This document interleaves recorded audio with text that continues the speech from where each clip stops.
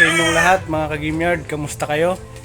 Kung maalala ninyo ay meron tayong in-upload nakaraan sa ating vlog tungkol doon sa isang manok na ating alaga dito sa Alpacode Gameyard na nagkaroon o biglaang nanghina.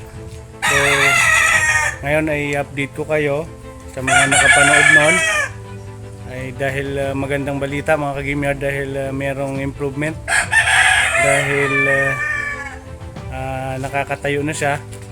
So nakakatuwa lang at gusto kong i-ano din sa inyo, pakita ko din sa inyo dahil sa ating ginawang initiative na pagsaliksik ng ganong sintomas ng nangyari sa ating alaga ay posibleng mapagaling natin siya sa kanyang o sa nangyari sa kanya. Kaya ngayon ipapakita ko na sa inyo dahil pang ano na ngayon, pang-apat na araw na ngayon. So merong improvement tayo na nakikita dahil dati yung nakaraang 2 araw ay hindi talaga siya makatayo. Ngayon ay unti-unti na siyang nakaka-recover dahil nakakatayo na siya. At papakita ko lang sa inyo mga ka-Gameyard, pati yung kanyang ipot ay inaano din natin, minomonitor din natin dahil nakaraan, kung napapansin nyo, ipinakita ko yun sa inyo, ang kanyang ipot ay kulay green siya na parang dark green, then merong puti. Sa ngayon ay kung makikita mo, papakita ko sa inyo, kung makikita ninyo yung kanyang ipot ay mukhang may improvement dahil nag light green na lang siya, then hindi na siya parang talagang dark green na parang may halong maraming puti. So kahit sa ipot nakikita natin na parang mayroong improvement dahil sa ating ginagawang initiative na paggamot sa kanya, pagbigay sa kanya ng gamot na amoxicillin. At isa pa ginagawa natin mga ka-Gameyard ay yung tubig na pinapainom natin sa kanya ay hinahaluan din natin ng asukal. Dahil mga ka-Gameyard ay meron akong nabasa kasi sa aking pagsasaliksik, nabasa ko na ang asukal pala o yung sugar ay source pala yan ng energy. Kaya bawat painom ko sa kanya mga ka-Gameyard ng tubig ay hinahaluan ko ng kunting asukal para yun yung magsilbi na energy source niya. Kasama na doon ang siyempre dahil kumakain pa naman siya, binibigyan ko siya ng pellets lang para madaling matunaw, at ang tubig hinahaluan ko ng asukal. So far may improvement dahil nakikita natin medyo nakaka-recover na yung ating alaga dito. So ipapakita ko sa inyo, papalakarin ko, ipapakita ko sa inyo.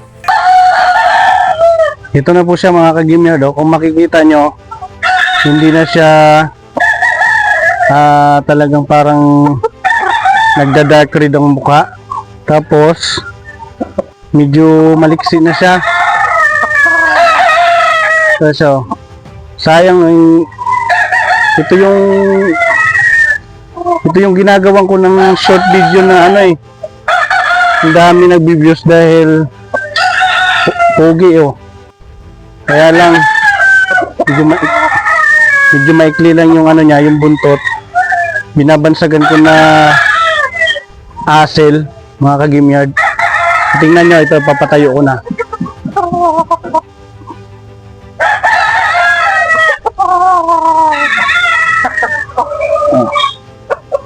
Yun nakakalakad na siya mga ka-Gameyard. Nakaraan kung nakita nyo dun sa previous video ko, previous vlog ko, hindi talaga siya makatayo, parang hindi talaga siya makaangat. Ngayon tingnan nyo, may improvement na, may pag-asang makarecover na to. Talagang nakatayo na siya, din lumalakad na. Nakakatuwa lang mga ka-Gameyard na yung alaga natin na inalagaan natin at nagkaroon ng karamdaman kagaya nung nakaraan o nito, at unti-unti nating mapapagaling dahil sa atin ding ginagawang pag-aalaga. Nakakatuwa dahil makikita natin na makakabalik siya sa dati na maliksi, ano?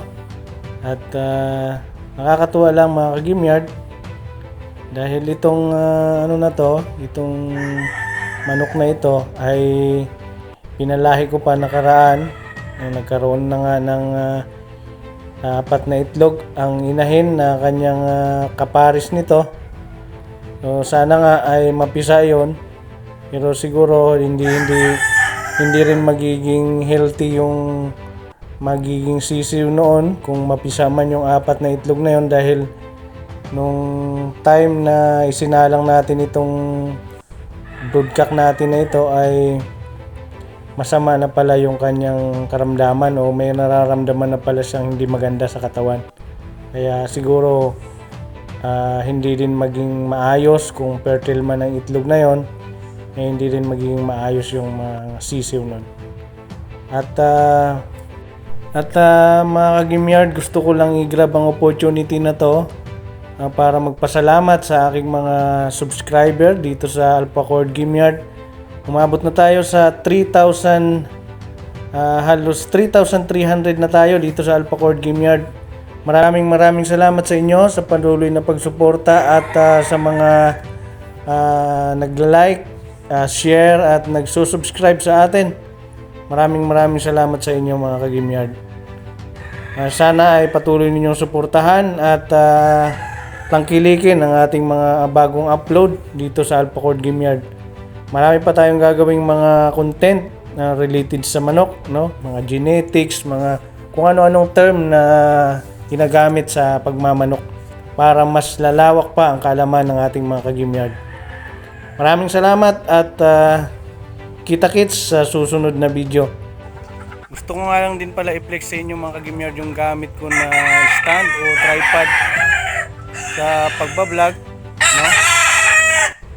Sa ating mga kapwa ka-Gameyard dyan na mahilig din o nagbablog din at baka gusto nyo o maibigan nyo, ay nakalagay po ito, ilalagay ko po yung link ng description sa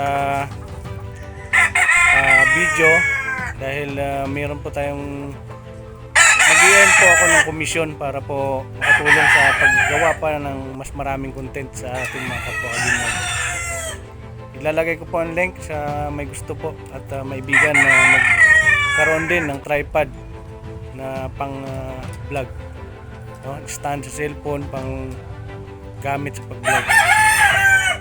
Maraming salamat.